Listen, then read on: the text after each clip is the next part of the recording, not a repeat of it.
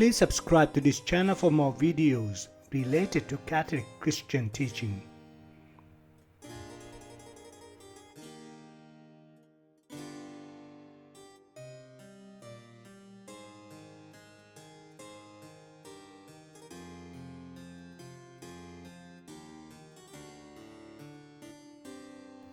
The Fourth Lateran and the First Vatican Councils declared, "Made at once out of nothing, both orders of creatures, the spiritual and the corporeal, and then the human creature, who, as it were, shares in both orders, being composed of spirit and body."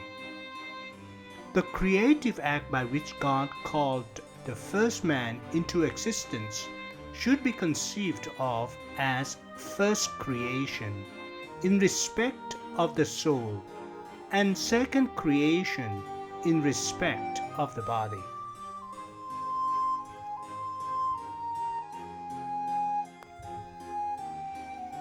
The materialistic theory of evolution, according to which man adds to his whole being both body and soul, developed mechanically from the animal kingdom, must be rejected. The soul of the first man was created immediately by God out of nothing.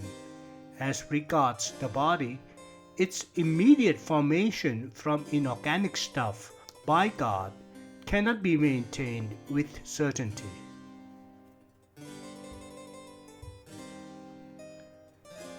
Fundamentally, the possibility exists that God breathed the spiritual soul into an organic stuff, that is, into an originally animal body.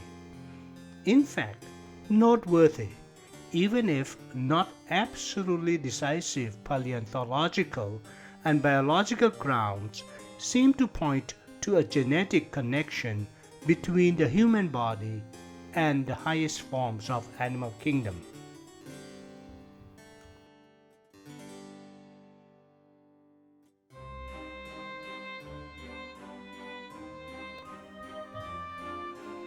The encyclical Humani Generis of Pius XII states that the question of the origin of the human body is open to free research by natural scientists and theologians.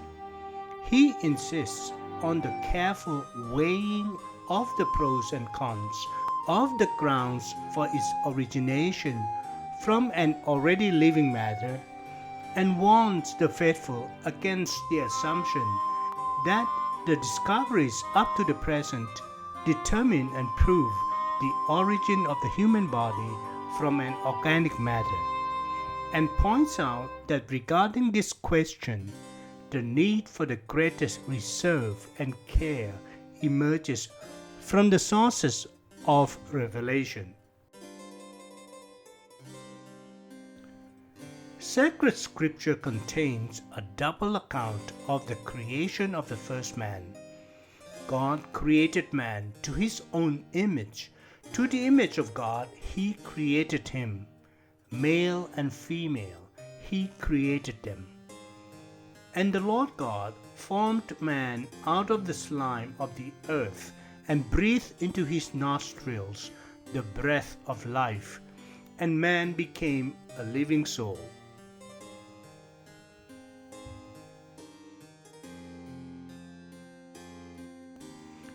According to the immediate literal sense, God created the body of the first man immediately out of inorganic material and vivified it by breathing into it a spiritual soul. The idea that the spiritual soul was created in an animal body is foreign to the letter of sacred Scripture and to the Fathers.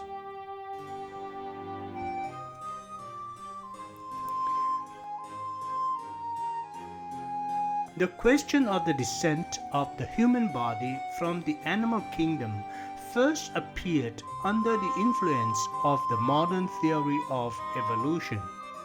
The biblical text does not exclude this theory. Just as in the account of the creation of the world, one can, in the account of the creation of man, distinguish between the per se inspired religious truth that man, both body and soul, was created by God, and the per accidens inspired stark anthropomorphic representation of the mode and manner of the creation. While the fact of the creation of man by God in the literal sense must be closely adhered to, in the question as to the mode and manner of the formulation of the human body, an interpretation which diverges from the strict literal sense is, on weighty grounds, permissible.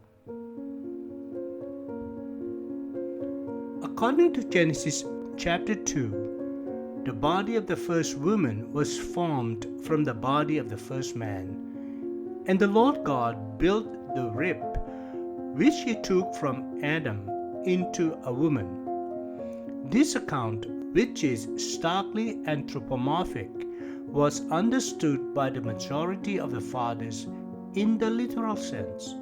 Some individual fathers and theologians interpreted it allegorically or explained it as a vision.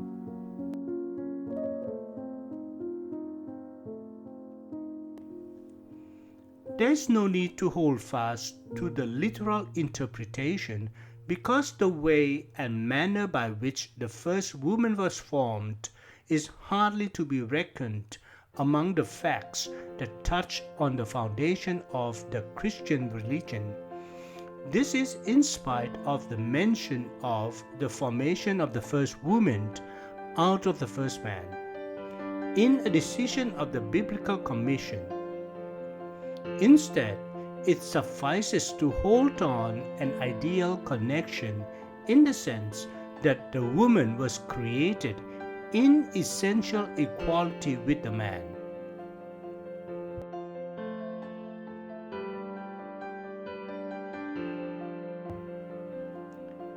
The fathers concur in teaching that God immediately created the whole man, in both body and soul. They see symbolized in the manner of Eve's creation the essential equality of the woman with the man, the divine institution of marriage, and the origin of the church and of the sacraments from the wound in the side of Christ, the second Adam.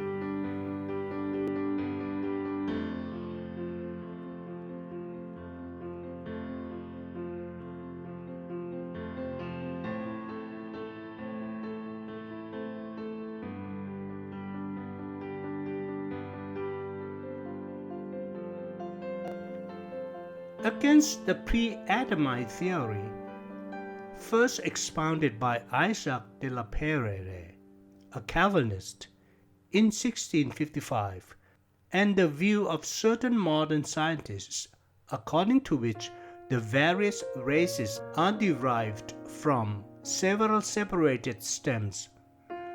The Church teaches that the first human beings, Adam and Eve, are the progenitors of the whole human race.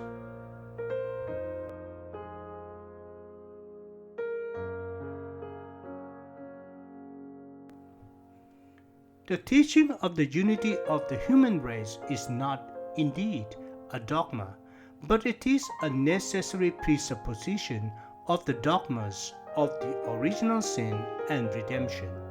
According to the decision of the Pontifical Biblical Commission, the unity of the human race is to be reckoned among those facts which affect the foundations of the Christian religion, and which, on this account, are to be understood in their literal historical sense.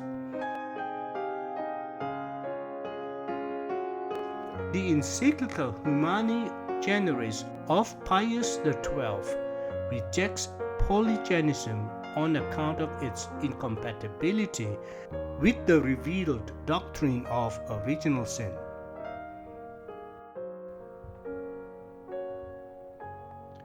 The second creation story in Genesis chapter 2 to chapter 3 describes the creation of a single human pair from which all other human beings descend.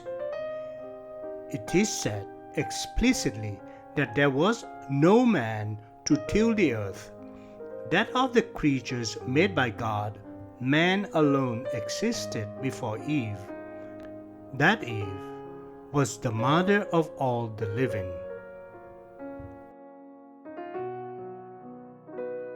In view of the literary genre of the first chapter of Genesis, it is, however, questionable whether monogenism is expressed in the actual content of these statements or only perceived in the form of expression.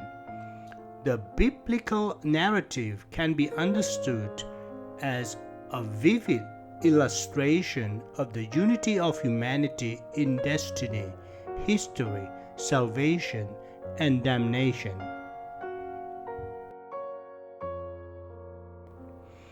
Monogenism can therefore be as little proof from Genesis chapters 2 to 3 as the immediate creation of the individual species can be proven from Genesis 1.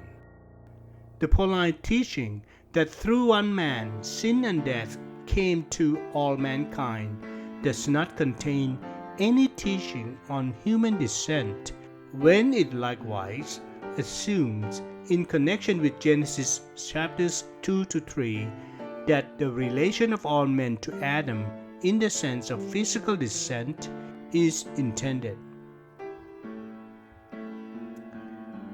Natural science will not be able to prove either monogenism or polygenism, since the paleontological findings on this question say nothing. Racial differences affect only outward features. The substantial correspondence of the races in terms of build and spiritual disposition seems to point to a common origin.